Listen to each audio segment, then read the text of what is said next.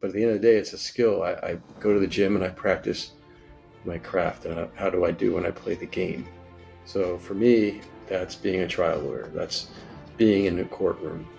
And from the beginning of voir dire and jury selection until the last rebuttal argument and closing argument, how I do in that scene is what I really use to measure myself as a professional. Many years ago, I read a book titled Consultant's Bible, 15 years ago or so. The gentleman who wrote it at the time of publishing was well into his 60s. And he said, I study so much every day. Every 2 weeks, I look back and say to myself, oh, what an idiot I was 2 weeks ago.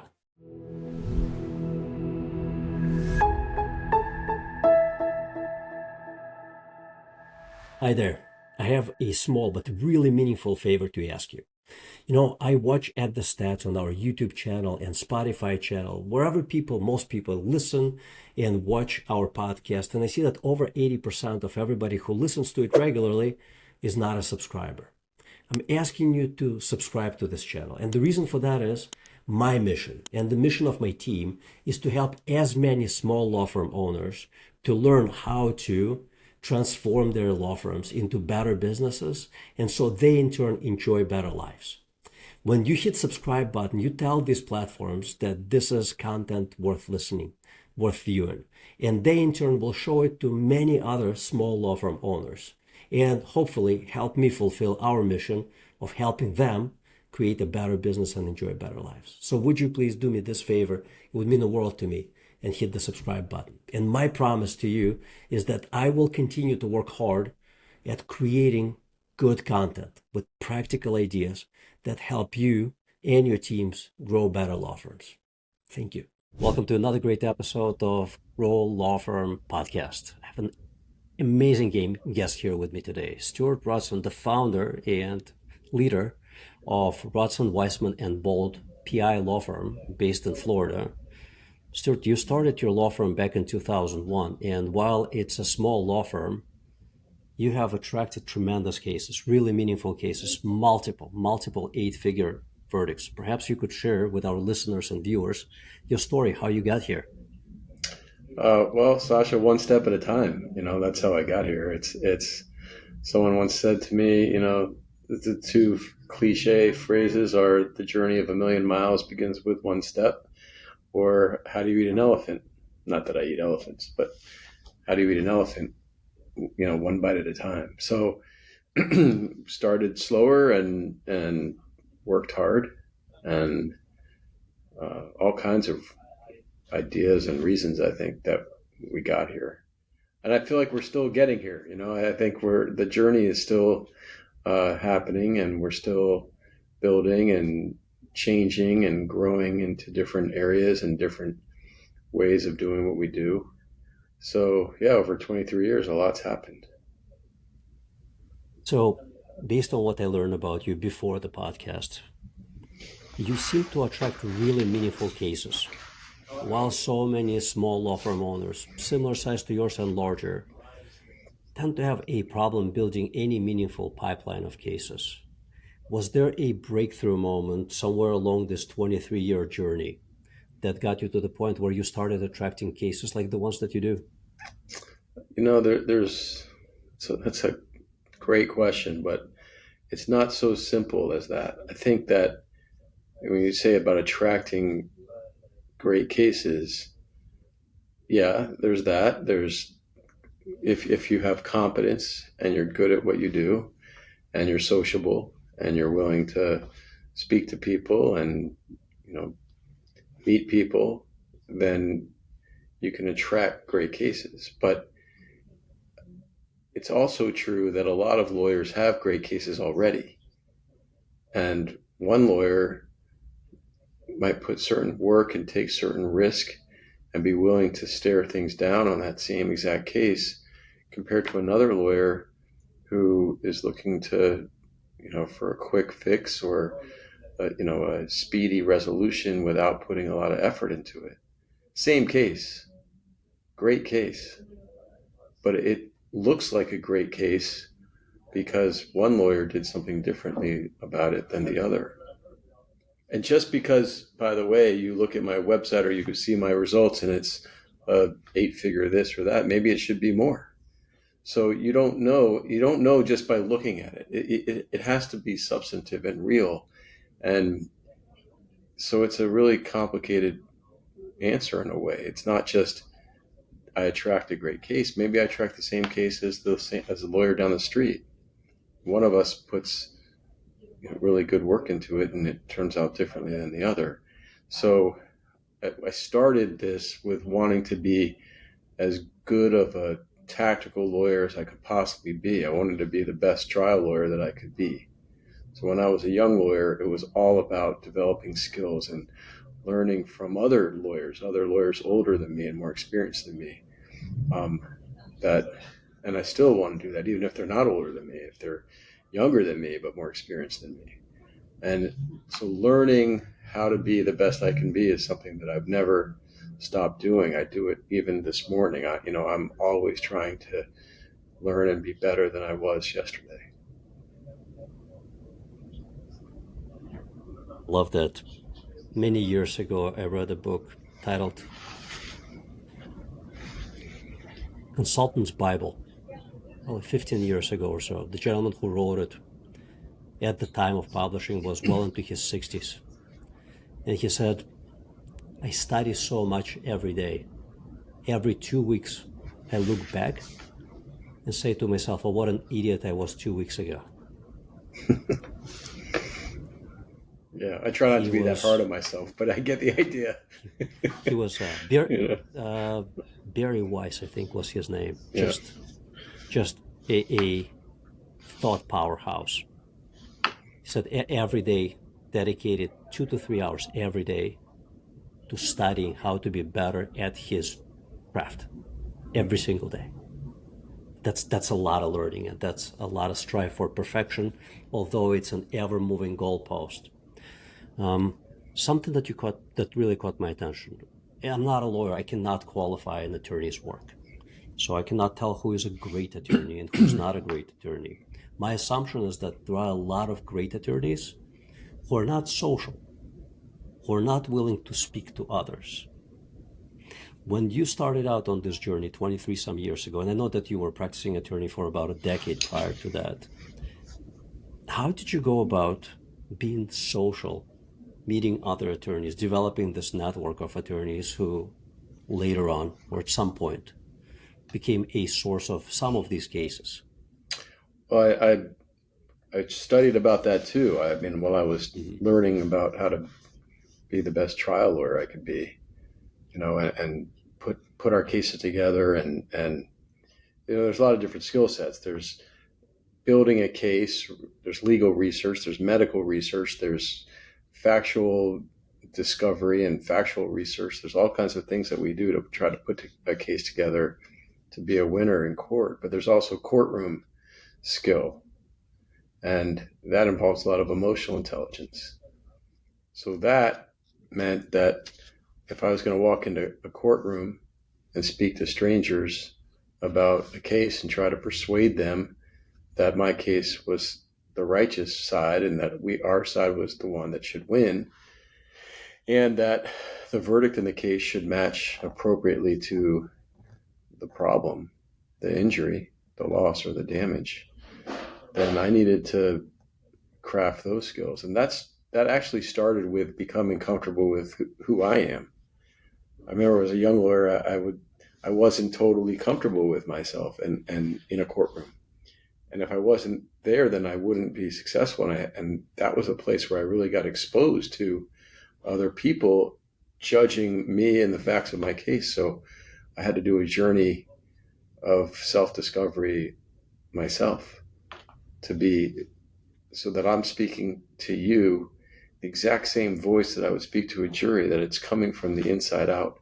And that was a personal journey. It has nothing to do with the practice of law and everything to do with self-actualization, learning who I am and being me. As far as the other part of the practice of law is, the entrepreneurial side, rainmaking, meeting people that will develop faith in you to send you a case and trust you with their own client, or they're the client themselves, and how are they going to make that bond with you and trust you. So that is its own set of skills, and that I studied too. I mean, I learned from people how to do that, which really came down to figuring out ways to marry the business side of the practice of law with my personal, things I like to do personally, the things I'm passionate about, whatever they are, whether it's enjoying and collecting a bottle of red wine, or snow skiing, or fishing, or bike riding, or any of the leisurely things I like to do. Find myself doing them with people that might want to do business with me, or me with them. And so marrying my personal life and my business life in some respects has been a lot of it too. Not that it's completely indivisible, but there's a lot of intersection between what I'm doing in the practice of law as a business person and what I'm doing as an individual Stuart Ratzan human being. And that's true for both the rainmaking that you might study or think about, as well as being a trial lawyer. Because after all, I have to go in a court. I start a trial with voir dire or jury selection. There could be 100 people in the room and me, and I'm leading a discussion among 100 people to try to learn about them and find out whether they're the right juror for a given case. And then to select it down to 6 or 8 people, some jurisdictions it's 12, and bring them the story of the case in a trustworthy way. So it's similar sort of skills. And yet sometimes I can be completely introverted and want to stay home and read a book or just watch sports on a couch in my house and not see anybody. So, it's a little bit of a balance. In other words, you live your truth. You live your true self. I try to. It's I think a good goal for any human being, regardless of what they do. But I think especially for what I do, it's forced me, in order for me to strive to be a lawyer in court, a trial lawyer in court dealing with the human condition, I've had to be upfront and honest about my own human condition. That's deep. Yeah. People think what I do is not like that. They think it's just, ambulance chasing, money hunting kind of thing. But it's actually a pretty profound way to live a life. It can be. Mm-hmm. There's an old saying that came to mind, which is your personal network equals your personal net worth. It's often not the case, but it sounds like, based on what you told me, your hobbies, skiing, fishing, I believe you mentioned cycling and something else. I forget what the fourth one was. But you said that drinking wine. Drinking wine. Oh, that one did not stick.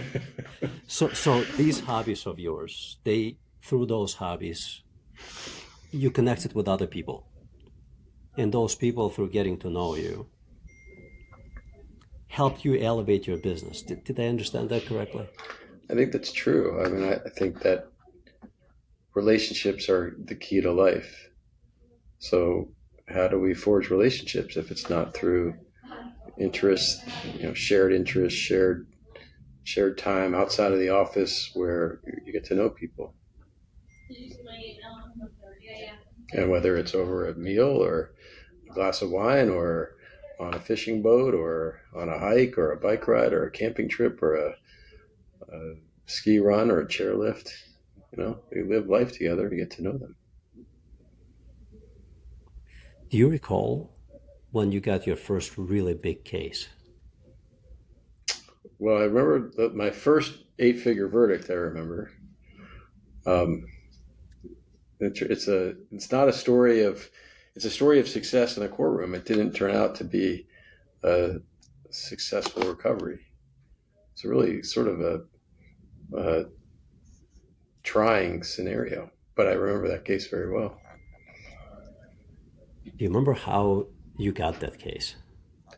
I was brought in as a trial lawyer by another very well respected man, lawyer, and friend of mine past president of the Florida Bar named Herman Russimano, and he asked me if I would help him try the case. You must have built quite a reputation to have president of Bar Association reach out to you and ask you to help him try the case. Yeah, it felt good. It was a sign to me that I was doing something right. I wonder, what was the journey that led up to that point? Like, how many years have you practiced law at that point of time? So that was about, maybe that was 14 years ago. It wasn't the first big case that I worked on. I mean, by any means, and I'd worked on and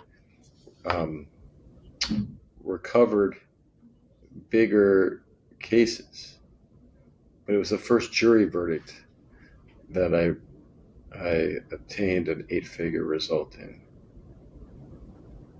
There's a difference in our practice. There's cases that we work on that we persuade the other side to resolve it with us, and they settle and they write a check or several checks, and we resolve the case.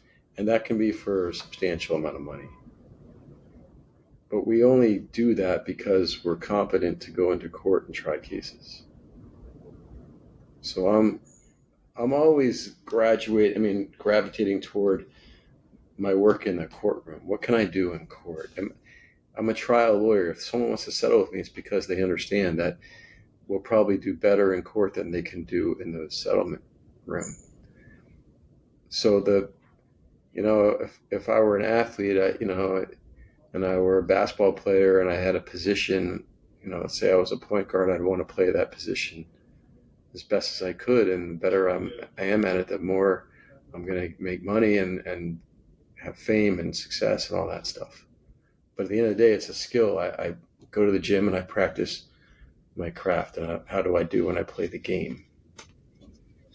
So for me, that's being a trial lawyer. That's being in a courtroom. And from the beginning of voir dire and jury selection until the last rebuttal argument and closing argument, how I do. And that scene is what I really use to measure myself as a professional. So when you ask me the question, I'm thinking to my first big jury verdict, not my first big case. Got it. No, that makes great sense, and it's an amazing story. I assume it took a great level of confidence in your friend, the former Bar Association president, to trust you with handling the case. That is, I assume that gentleman knew hundreds, if not thousands, of attorneys. Many of them were probably excellent trial attorneys. So it's a remarkable testament to you. Oh, thank you. If you look back 3 decades when you started practicing law, is there any advice that you would give yourself, your much younger self? Good question. I would remind myself that a couple of things. I would remind myself that this is a marathon, not a sprint. There's no shortcut. It takes hard work. I would encourage myself to keep doing what I did do, which is to invest my time and energy into my personal journey to be the best person, the best human that I could be. And I would remind myself to do what I have done. And I remind myself this even today, which is you have to be willing to take risk. You have to be comfortable being uncomfortable. It's not easy, and you have to be able to stare it down to do what we do. I mean, this is David versus Goliath stuff. We're small law firms. We have good resources, but they're limited compared to who we go up against. And it means that you have to take risk and do things that you didn't expect you could do, and withstand some discomfort and pain that you didn't think you could withstand, and tolerate discomfort that you didn't think you could tolerate in order to be successful at this. 100%. I would remind myself that every day. No regrets? I don't know if anyone can really say they have a life with no regrets. So I have Professional regrets. I think that no, and I professional regrets. Even there, like I think there's things that I could have done differently, um, maybe in the manner that I've done them. But I'm proud of what I've done. I'm proud of the fact that no one's perfect, and I don't measure myself by that perfection that the man you were talking about is. I give space for myself for my limitations, things I've done wrong or incorrectly. I think that that's part of it. I can't love all of myself without understanding that all of me includes things that I might not love or like, and things that I might regret. But for the most part, on balance, I feel proud of what I've accomplished, and I still feel like I'm doing it. I know I'm 3 decades into this, but I feel like there's still a lot for me to accomplish. Stuart, holy cow, you're probably one of the most grounded, most content, and probably one of the happiest people I've ever met, and we've known each other for all of half hour. Well, part of it is because I'm making peace, and this is something that is newer to me. Like when I was younger, I was not the same. I was definitely more consumed with perfection, or much more impatient. And I think now I've made some peace with the fact that we all have we have to be patient. We have our limitations. We have limitations on what we can control. But if we work hard, if we're willing to take risk, if we're willing to take the righteous cause, and also I think one thing I'm really proud of in my practice is I don't think everyone I've met loves me. I don't think I've only made friends without making enemies. I don't think that's true. I think I've made a lot of friends. I've done a lot of things right. But I lost my train of thought there. I just think that it's important to be patient with myself and accept that if I work hard, I'm willing to take the risk. I'm willing to be on the right side of cases. Oh, I know what I was going to say.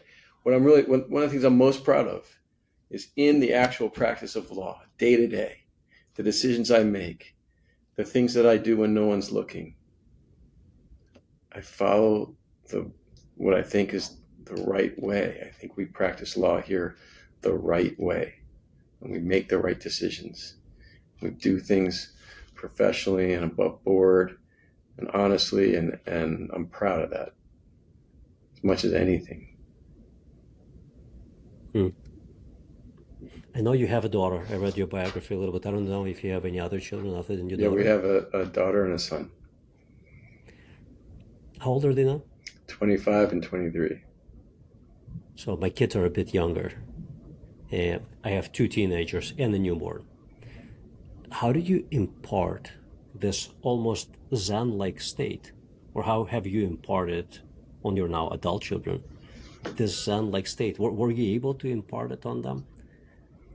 I don't know. I mean, they're their own people. I've always let them be who they are. They're same household, 2 years apart, and we've encouraged them to be whatever it is that makes them be. Let them be their true selves. So our daughter is, they're both brilliant. She's blessed in humanities and English and wants to be a lawyer, and she's working in our firm right now, and she's taking the LSAT and wants to go to law school. Our son is very science oriented. He's a math science genius, and he always has been. And I never want to, would I love his son to work with me and be a lawyer with me? Sure, but he wants to.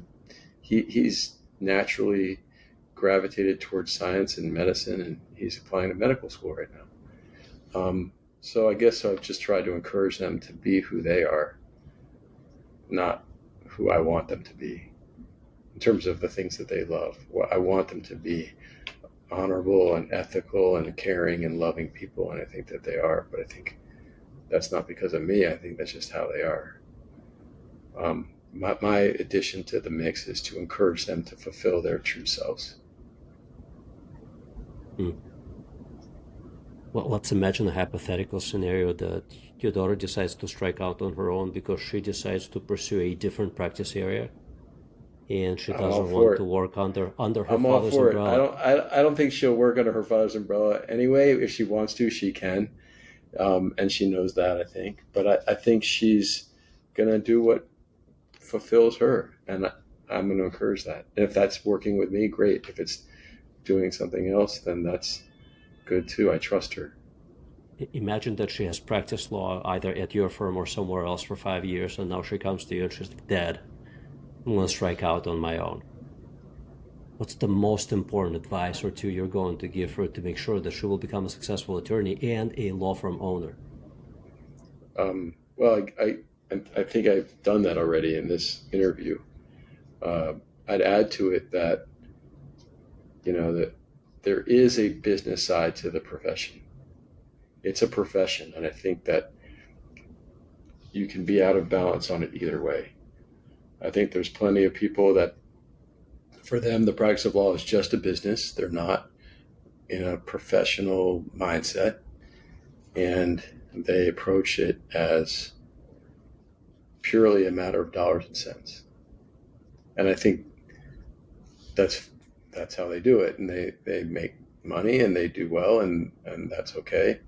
And I'm not trying to judge it. For me, I feel like you missed something there.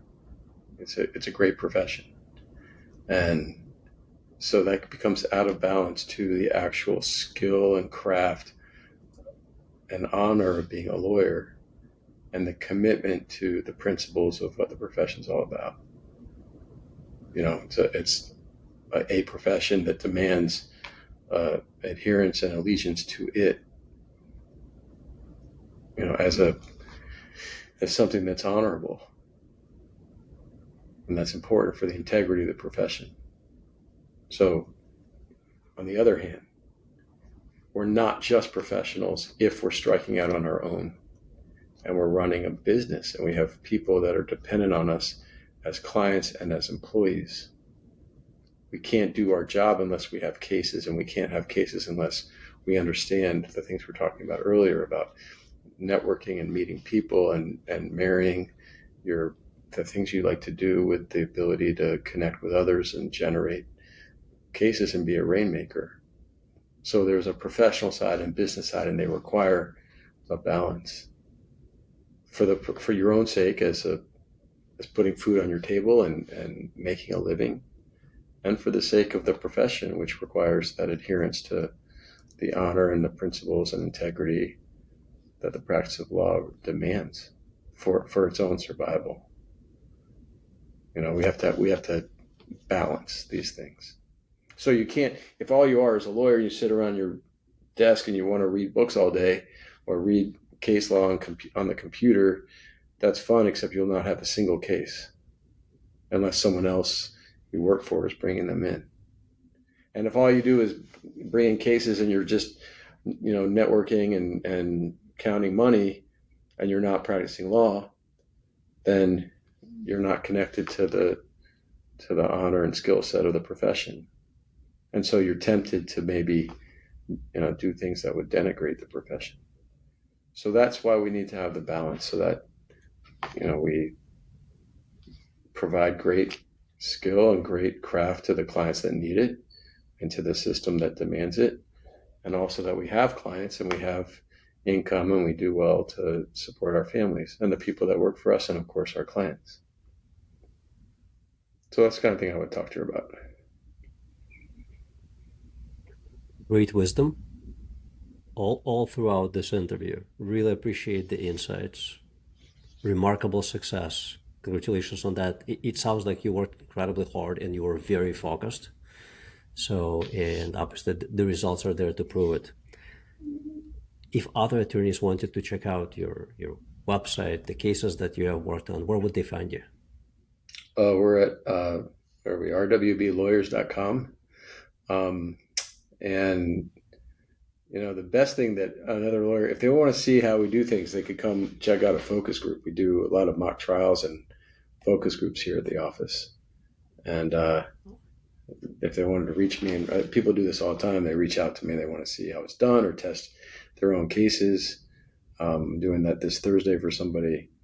We test our own cases with mock trials and focus groups almost once a week. And when people want to and they want to associate with us or just see how we do it, they bring their own case and we test their cases too. Love it. Where in South Florida are you based out of? Coconut Grove. Got it. Which is okay. It's a little village in Miami. Mm-hmm. How do people reach out to you directly, or do you want them to go through the website? Well, they can call me 786-744-6420. There you go. Stuart, what a pleasure it's been to have you on the podcast. All right, Sasha, have a great day. Thank you for making this happen for me.